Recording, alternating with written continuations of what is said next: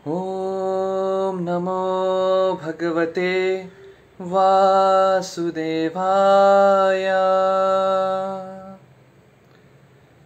ॐ नमो भगवते वासुदेवाय। ॐ नमो भगवते वासुदेवाय। नारायणं नमस्कृत्य नरं चैव नरोत्तमं देवीं सरस्वतीं व्यासं ततो जयमुदीरयेत्।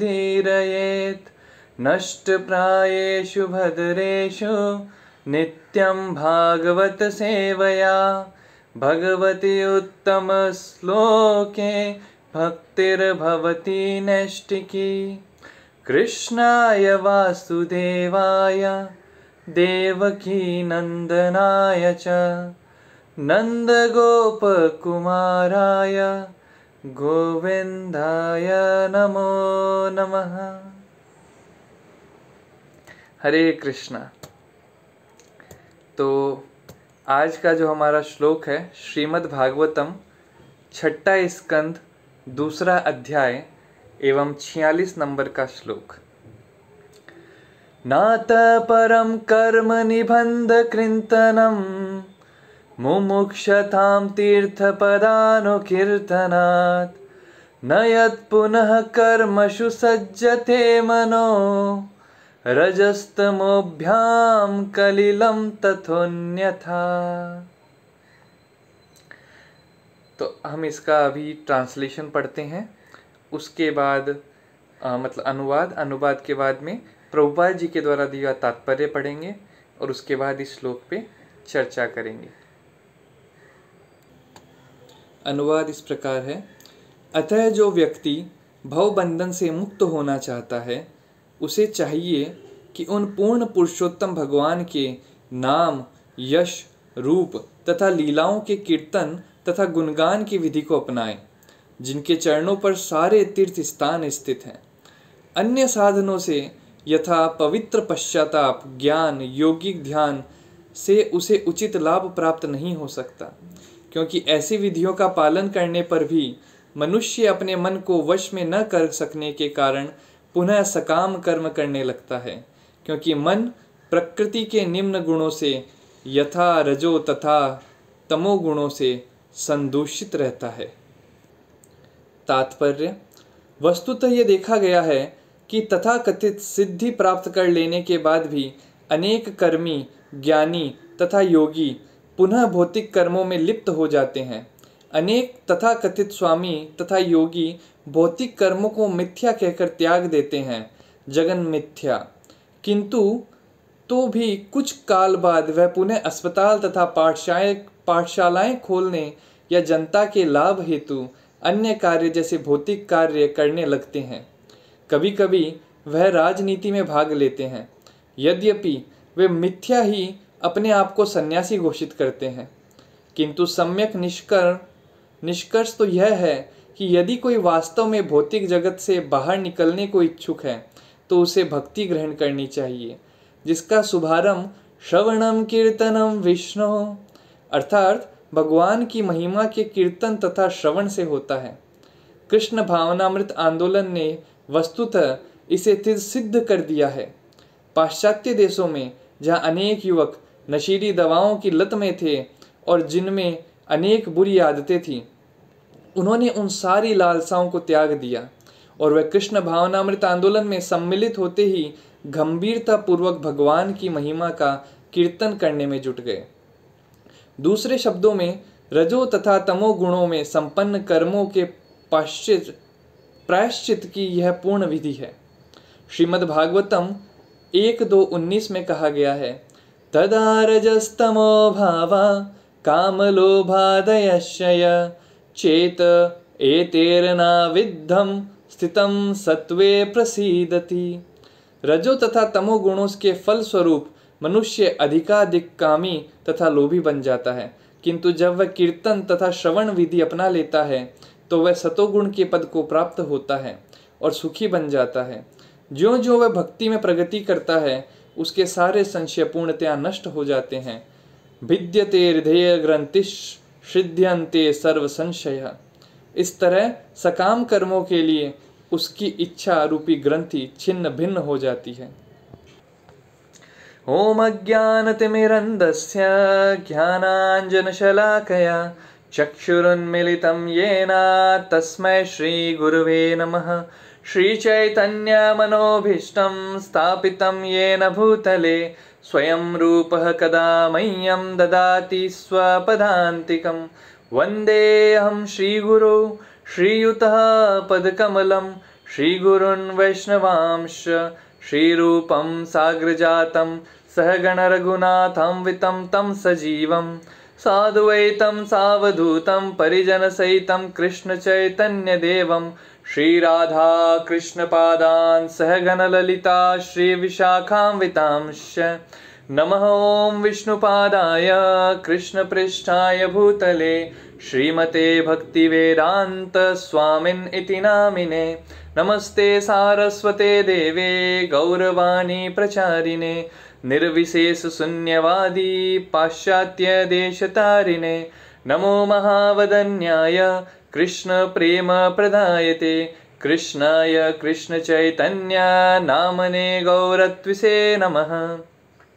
हे कृष्ण करुणा सिंधो दीनबंधो जगत्पते गोपेश गोपिका कांत राधा कांत नमोस्तुते।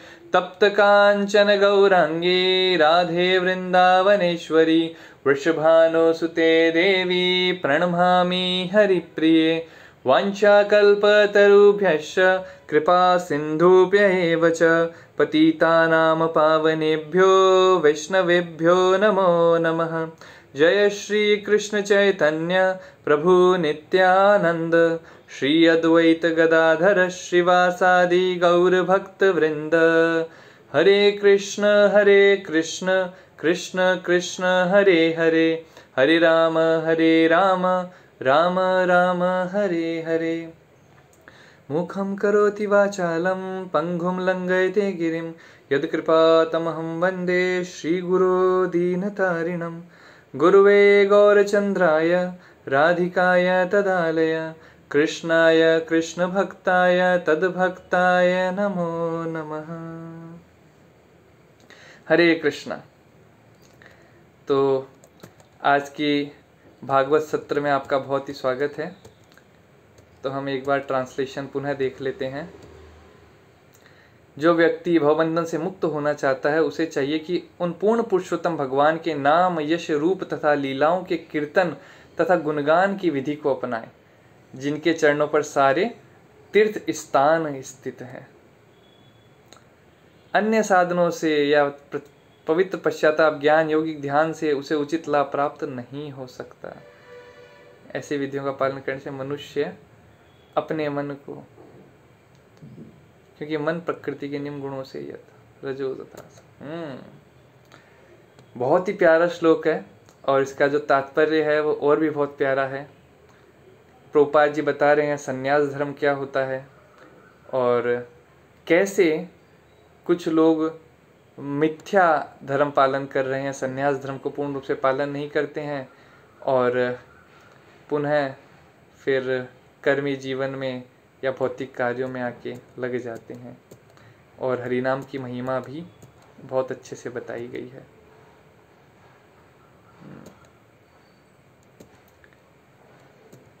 तो क्योंकि हरिनाम की महिमा है तो हम थोड़ा उस पर आज चर्चा करेंगे कि हरिनाम कहाँ से आया है, कैसे आया है और इसका क्या महत्व है और हरे कृष्ण मंत्र ही क्यों, बाकी मंत्र क्यों नहीं। क्योंकि मंत्र तो बहुत सारे हैं, जैसे आपने सुने भी होंगे ओम नमो भगवते वासुदेवाय, ओम नमो नारायणाय। गायत्री मंत्र भी हम सुनते हैं जो कि आजकल बहुत प्रचलित हो रहा है। ओम भूर्भुवस्वः तत्सवितुर्वरेण्यं भर्गो देवस्य धीमहि धियो यो न प्रचोदयात्। महामृत्युंजय मंत्र भी चलता है ना। कई मंत्र ऐसे हैं जो हम आए दिन हमारे जीवन काल में सुनते रहते हैं। पर जब हम बात कर रहे हैं कि महामंत्र के बारे में तो ये क्यों हम इस पर्टिकुलर हरे कृष्ण मंत्र के बारे में ही बोल रहे हैं? क्योंकि इतने सारे मंत्र हैं। तो श्रीमद् भागवतम के 12वें स्कंद के 3रे अध्याय के 52वां श्लोक आता है। बहुत ही प्यारा श्लोक है। कृते यद ध्यायतो विष्णुं त्रेतायाम यजतो मखः द्वापरे परिचर्यायाम कलो तद हरि कीर्तनात्। तो इसमें कृते यद ध्यायतो विष्णु, जब सतयुग का समय था तो विष्णु का ध्यान करने में हमें फल मिलता था। त्रेतायाम यजतो मखः, तो त्रेता युग में यजतो मखः, यज्ञ करने के अंदर हमें वही फल मिलता था। द्वापरे परिचर्यायाम, द्वापरे मतलब द्वापर युग में, परिचर्यायाम मतलब भगवान के विग्रहों की सेवा करने में जो सुख मिलता था, जो भक्ति मिलती थी। कलौ तद हरि कीर्तनात्, कलो मतलब कलयुग में, हरि कीर्तनात् श्री हरि के कीर्तन करने से वह सेम हमें प्राप्त होता है। तो जैसे 4 युग होते हैं, सतयुग, त्रेता, द्वापर, कलयुग। तो सतयुग के अंदर बताया गया है कि उसमें अष्टांग प्रोसेस, जो अष्टांग योग का जो प्रोसेस है उसको पालन करना है। त्रेता के अंदर आ गया यज्ञ, और द्वापर युग के अंदर आ गया विग्रह सेवा, और कलयुग में बना सिर्फ हरि कीर्तनाथ। तो अब कोई बोले कि क्यों हम कलयुग के अंदर भी तो पूरा वो अष्टांग योग प्रोसेस कर सकते हैं? नहीं कर सकते। अगर आप वर्णन सुनते हैं कि कैसे जो हिरण्यकश्यपु था वो तपस्या कर रहा था, तो हिरण्यकश्यपु अपने एक पांव पे खड़ा रह के तपस्या कर रहा था, और ये भी वर्णन आता है कि एक पांव के एक अंगूठे पे, पांव का जो अंगूठा था उस पे खड़े होके भी तपस्या कर रहा था। और वो भी 1 साल 2 साल 1 घंटे 2 घंटे नहीं, हजारों साल तक तपस्या कर रहा था। तब जाके ब्रह्मा जी उनसे प्रसन्न हुए। तो आप देखेंगे ऐसे जब महाप्रसाद के बारे में वर्णन आता है कि कैसे महाप्रसाद इस धरती पे आया, तो वहाँ भी वर्णन आता है कि कैसे जो पार्वती देवी है उन्होंने 5000 साल तपस्या करी, तब जाके महाप्रसाद जगन्नाथ जी के प्रसाद के रूप में धराधाम पर हमें मिल पाया। तो ये बहुत ही कठिन है, कलयुग में पॉसिबल नहीं है। तो कोई बोले कि यज्ञ कर सकते हैं, यज्ञ तो पॉसिबल है। जी हाँ, यज्ञ पॉसिबल है, पर पूर्ण रूप से नहीं। क्योंकि जो यज्ञ होता है, यज्ञ कुंड होता है, उसके लिए सबसे पहले तो प्रॉपर ब्राह्मण चाहिए, जो कि अवेलेबल ही नहीं है।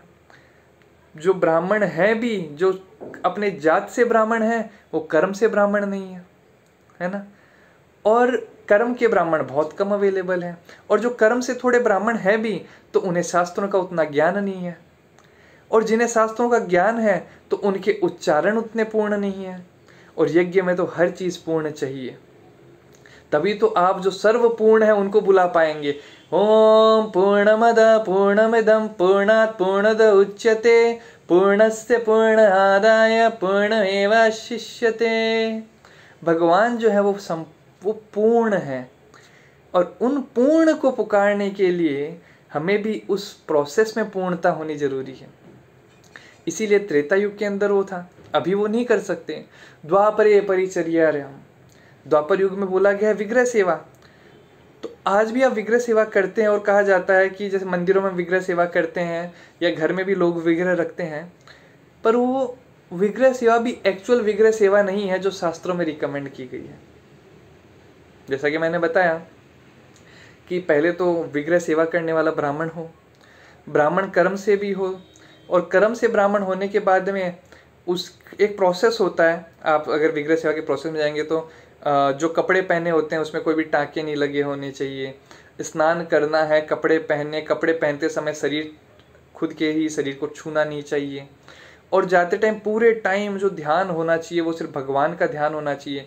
जैसे कि अगर सब आप जा रहे हैं, एक वर्णन आता है कि आरती करने जा रहे थे एक और पुरुष, एक प्रभु, और उनके सामने एक छोटा सा उनका बेटा उधर से गुजरता है, और उसको देखते उन्हें आसक्ति आ जाती है बेटे के प्रति, तो दोबारा जाके स्नान करते हैं। आजकल अगर देखेंगे तो लोग 3 दिन में एक बार स्नान करते हैं, और अगर आपको विग्रह सेवा करनी है तो कम से कम एक दिन में 3 बार स्नान करना पड़ता है, तो वह भी प्रैक्टिकल नहीं है। इसे सबसे प्रैक्टिकल क्या है? कलो तद हरि कीर्तनाद, कलयुग में हरि कीर्तनाद, आप हरि के कीर्तनों को करें। तो चलो हम ये तो बता दिया हरि कीर्तनाद, पर हरि के कीर्तन कौन से करने हैं? तो कलयुग के लिए जो स्पेशली डिजाइंड उपनिषद है वो है कली संतरण उपनिषद। उसके अंदर एक श्लोक आता है, हरे कृष्ण कृष्ण कृष्ण हरे हरे, हरे राम राम राम हरे हरे, इति षोडशकं नाम्नां कलिकल्मषनाशनं, नात परन्तरोपाय सर्ववेदेषु दृश्यते। हरे कृष्ण मंत्र ये जो 16 डिजिट का है, इति षोडशकम नाम, ये 16 डिजिट का मंत्र है।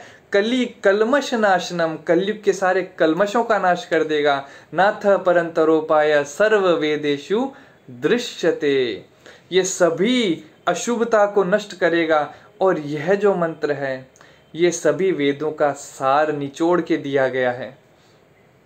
तो यह जो मंत्र हरे कृष्ण मंत्र कली संतरण उपनिषद में दिया गया है, इसके अंदर आप देखेंगे पूरा 16 डिजिट का मंत्र है। और ये बोला गया कि कलयुग के लिए ये मंत्र है, कली कलमशनाशनम, तो स्पेसिफिकली कलयुग के लिए दिया गया। अब देखिए, एक होता है मंत्र, एक होता है महामंत्र। तो हम जो मंत्र करते हैं जैसे ओम नमो भगवते वासुदेवाय, तो ये सारे मंत्र जो होते हैं ये ओम से चालू होते हैं, ओम नमो नारायण है ना। तो जो भी मंत्र होगा वो ओम से चालू होगा, और ओम से जब वो चालू होगा तो उसके लिए बहुत ज़्यादा आपको एलिजिबिलिटी चाहिए। हर कोई इंसान उस मंत्र का जप नहीं कर सकता है। पर क्यों इसे महामंत्र बोला गया है? इसे मंत्र नहीं बोला गया, इसे महामंत्र बोला गया। महामंत्र वह होता है जिसमें हरि नाम जुड़े होते हैं और उसमें ओम नहीं ऐड किया जाता है। हरे कृष्ण कृष्ण कृष्ण हरे हरे, हरे राम राम राम हरे हरे। हरे कौन है? राधा रानी, और कृष्ण कृष्ण है ना। तो अब कोई आजकल कहते हैं कि हरे राम पहले आता है, कोई कहता है हरे कृष्ण पहले आता है, पर कली संतरण उपनिषद के अंदर दिया हुआ है हरे कृष्ण पहले आता है। और चाहे कृष्ण पहले आए चाहे राम पहले आए, वो उतना मैटर नहीं करता। मैटर क्या करता है? हरिनाम संकीर्तन। श्रीमद् भागवतम के 6 स्कंद के 2 अध्याय के 14वें श्लोक के अंदर वर्णन आता है, सांकेत्यम पारिहास्यम वा स्तोभम हेलनमेव वा वैकुंठ नाम ग्रहणम शेषागहरम विदु। जो व्यक्ति भगवान का नाम का कीर्तन करता है उसके तुरंत मतलब उसी क्षण अनगिनत पाप होते हैं, उनके फलों से वो मुक्ति पा लेता है। अब वो चाहे उसने वो कीर्तन अप्रत्यक्ष रूप में करा हो, परिहास में करा हो, संगीतमय मनोरंजन के रूप में करा हो। जैसे कई बार होता है ना, जब हमारे भक्त लोग कीर्तन करते रहते हैं और कभी गुजरते रहते हैं, अपने धोती कुर्ता के वेश में रहते हैं, तो कोई उन्हें बोल रहा है, ए हरे कृष्णा वाले इधर आ, तो यह भी वह कीर्तन कर रहा है। हरिनाम इतना पावरफुल है कि अगर कोई मजाक में भी हरिनाम बोलता है तो उस पे भगवान की कृपा होती है।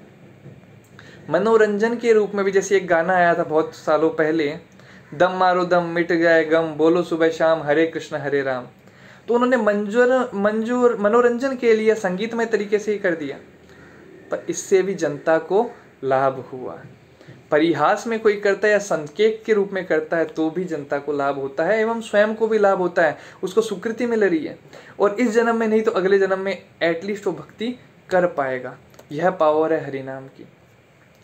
और ब्रह्मांड पुराण के अंदर भी वर्णन आता है, नाम संकीर्तना देवा तारकम ब्रह्म दृश्यते, हरे कृष्ण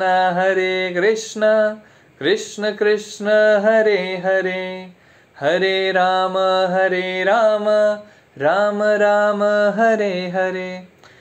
तो हरे कृष्ण महामंत्र का जो नाम संकीर्तन है, ये आध्यात्मिक वास्तविकता का पूर्ण रहस्य उद्घाटन करता है। कई बार लोग कहते हैं ना, बाबा जी आपके चरणों में नमस्कार, बाबा जी हमें आप कुछ गुह्य लीला बताइए, हमें कुछ आप ऐसी राधा कृष्ण की लीला बताइए जो बहुत स्पेशल और बहुत गुही है। पर जो ब्रह्मांड पुराण का श्लोक है क्या कहता है कि नाम संकीर्तन देवा तारकम ब्रह्म दृश्यते। अगर सिर्फ आप हरे कृष्ण मंत्र का जप करते हैं, आपके हृदय में सारे रहस्य अपने आप आ जाएंगे, सारे रहस्य अपने आप प्रकट हो जाएंगे, सारी दिव्य लीलाएं आपको प्रकट हो जाएगी। इतना पावरफुल मंत्र है ये। चैतन्य चरितामृत में इसका वर्णन आता है अंत्य लीला 3:257 में। मुक्ति हेतु का तारक हया राम नाम, कृष्ण नाम पर का हया करे प्रेम दान। मुक्ति हेतु का तारक हया राम नाम, कृष्ण नाम पर का हया करे प्रेम दान। भगवान राम का पवित्र नाम निश्चित रूप से मुक्ति देता है, लेकिन कृष्ण का पवित्र नाम एक को अविद्या के सागर से दूसरी ओर ले जाता है और अंत में उसे भगवान का प्रेम प्रदान करता है। तो कोई बोले राम नाम का मतलब, तो राम नाम के लिए शास्त्र में वर्णन आता है, र करता श्रीमती राधा मकर मधुसूदना, दोनों विग्रह संयोगात राम नाम इति खिलात। र से श्रीमती राधा रानी, मैं करता मधुसूदना, और दोनों विग्रह दोनों लोग साथ में आते हैं, दैट इज राम। तो दोनों में अंतर नहीं है। भोलेनाथ बोलते हैं, एक बार उनसे पार्वती जी पूछती है कि आप अपनी मालाओं पे क्या जप करते रहते हैं, हमेशा अपनी मालाओं में क्या जप करते रहते हैं। और भोलेनाथ कहते हैं, राम राम रामेति रमे रामे मनोरमे, सहस्त्र नाम तैतुल्यम राम नाम वरानने। मैं तो राम राम की रट करता रहता हूँ, है ना। तो जो भोलेनाथ है वो भी राम राम जप करते रहते हैं हमेशा। और अगर राम का नाम लेते हैं आप, है ना, सहस्त्र नाम तैतुल्यम राम नाम वरानने, जो विष्णु सहस्त्र नाम है वो बोल लो, चाहे आप राम का एक बार नाम बोल लो, बराबर है। पद्म पुराण के स्वर्ग खंड 50:6 में वर्णन आता है, हरिरेव समरध्या सर्वदेवे सुरेश्वरः, हरि नाम महामंत्रेर नस्यात् पाप पिशाचकम, नस्यात् पाप पिशाचकम। जो भगवानों के भगवान श्री हरि हैं, तो यहां बोला गया भगवानों के भगवान। तो भगवान मतलब जिसके अंदर 6 के 6 ऑपुलेंसेज होते हैं उसे भगवान कहा जाता है। उसके अलावा अगर किसी में एक ऑपुलेंस या 6 के 6 ऑपुलेंस भी कुछ मात्रा तक है तो भी उसे भगवान कहा जाता है। या फिर ईश्वर जो हम कहते हैं ना, ईश्वर, ईश्वर का मतलब होता है कंट्रोलर, प्रोपराइटर, एंजॉयर। और हम लोग भी अगर देखे जाएं तो हम लोग भी छोटे छोटे ईश्वर हैं। जैसे कोई अपने घर का ईश्वर होता है, कोई अपने दुकान का ईश्वर होता है, कोई अपने ऑफिस का ईश्वर होता है। तो सब कहीं ना कहीं किसी ना किसी चीज के ईश्वर तो हैं। पर इसीलिए ब्रह्म संहिता के अंदर ब्रह्मा जी कहते हैं, ईश्वर परम कृष्णा सच्चिदानंद विग्रह अनाधिराधिर गोविंदा सर्व कारण कारण। ईश्वर परम कृष्णा मतलब बहुत सारे छोटे छोटे ईश्वर हैं, परम ईश्वर कौन है? कृष्ण। इन सभी ईश्वरों का ईश्वर, कहते ना बोसानु बॉस, सभी बॉस हैं, उनके जो बॉस हैं वो कौन है? कृष्ण है। तो इसी श्लोक में भी हरिर एव समृद्ध्या सर्वदेव सुरेश्वर हरिनाम महामंत्रे नश्यात् पाप पिशाचकम। जो भगवान के भगवान श्री हरि की पूजा करते हैं और जो पवित्र नाम महामंत्र का जप करते हैं, हरिनाम महामंत्रेर, यहाँ पे मंत्रेर नहीं कहा गया है, हरिनाम महामंत्रेर, उन्हें सभी गंभीर पाप दूर हो जाते हैं, उनके सारे पाप दूर हो जाते हैं। अगर आप वृंदावन महीनामृत में देखेंगे, श्रील प्रबोधानंद सरस्वती लिखते हैं 17.89 में, हरे कृष्ण कृष्णेति कृष्णेति मुखियान महाशर्य नामावली सिद्ध मंत्राण कृपामूर्ति चैतन्य देव उपगीतान कदभ्यस्य वृंदावने स्यान कृतान। वृंदावन धाम में हरे कृष्ण महामंत्र के जाप को पूर्ण करने से मेरा हृदय कब तृप्त होगा, जिसका सबसे दयालु श्री चैतन्य देव ने व्यक्तिगत रूप से जप किया है और करुणा से पतित आत्माओं का उद्धार किया है। ये जो महामंत्र है बहुत ही अद्भुत मंत्र है। इस महामंत्र में बहुत सारी ऊर्जा है और चैतन्य महाप्रभु ने स्वयं इसको जपा है। यही नहीं, गोस्वामी ने भी जपा है ना। हम जो गोस्वामी का हम भजन गाते हैं ना, कृष्णा कीर्तन गान नर्तन परम प्रेमाम्बिधम्भो निधि श्रीराधीर जन प्रिय प्रिय करो निर्मत्सर पूजितो। उसके अंदर भी वो बताते हैं कैसे संख्या ज्ञान, कैसे वो संख्या के ऊपर अपना जप करते हैं। मतलब जप तो कर रहे हैं और गिनती भी कर रहे हैं। श्रील प्रभुपाद जी इसीलिए हमें बोलते हैं कि हमें 16 माला का जप करना है, मिनिमम 16 माला।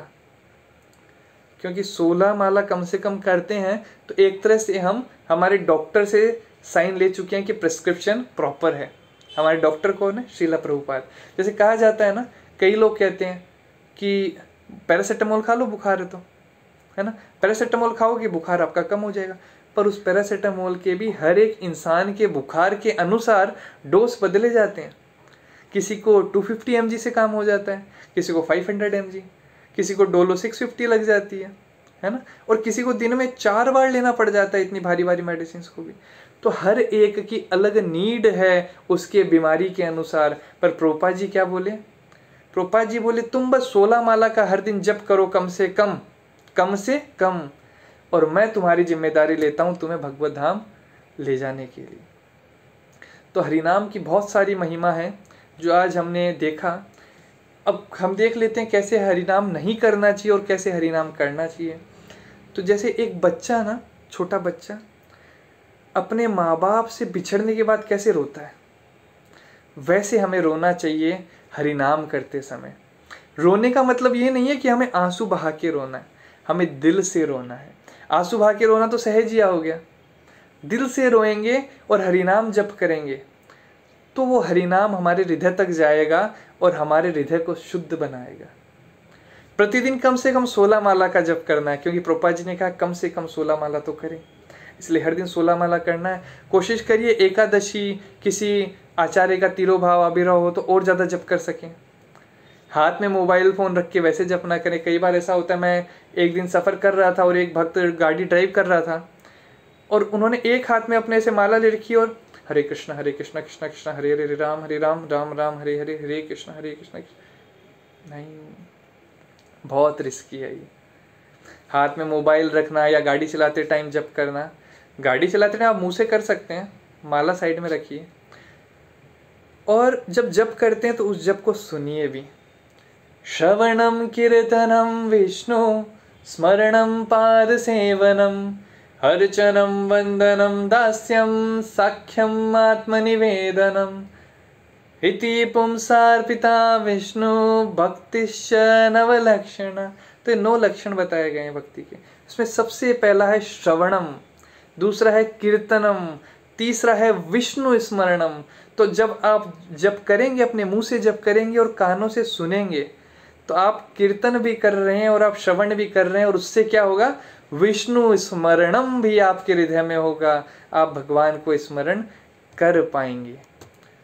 तो आज हमने बहुत ही संक्षिप्त में डिस्कस किया कि हरिनाम की क्या महिमा है, कैसे हरे कृष्ण मंत्र शास्त्रों में कई जगह दिया हुआ है। मैंने तो बहुत कम उदाहरण कोट करे हरे कृष्ण मंत्र के समय के अभाव के कारण, पर ये हरे कृष्ण मंत्र इसके 100 से भी ज़्यादा प्रूफ्स अवेलेबल हैं, कैसे शास्त्रों में है। इवन अगर आप जाएंगे तमिलनाडु, आप साउथ साइड में जाएंगे तो वहाँ पे कुछ ऐसे इवन गांव हैं जहाँ पे पूरा गांव हरे कृष्ण मंत्र का जप करता रहता है। और कई बार लोग कहते हैं कि हरे कृष्ण मंत्र सिर्फ इस्कॉन ही लेके आया है, कि ऐसा नहीं है। बहुत सारी ऑर्गेनाइजेशन है जो हरे कृष्ण मंत्र का जप करती है और अपने जीवन को धन्य बना रही है। आप सभी से प्रार्थना है हर दिन कम से कम 16 माला का हरे कृष्ण मंत्र का जप करें और अपने जीवन को धन्य बनाएं। श्रील प्रभुपाद की जय, गौर भक्त वृंद की जय, निताय गौर प्रेमानंदे। हरि हरि बोल। हरे कृष्ण।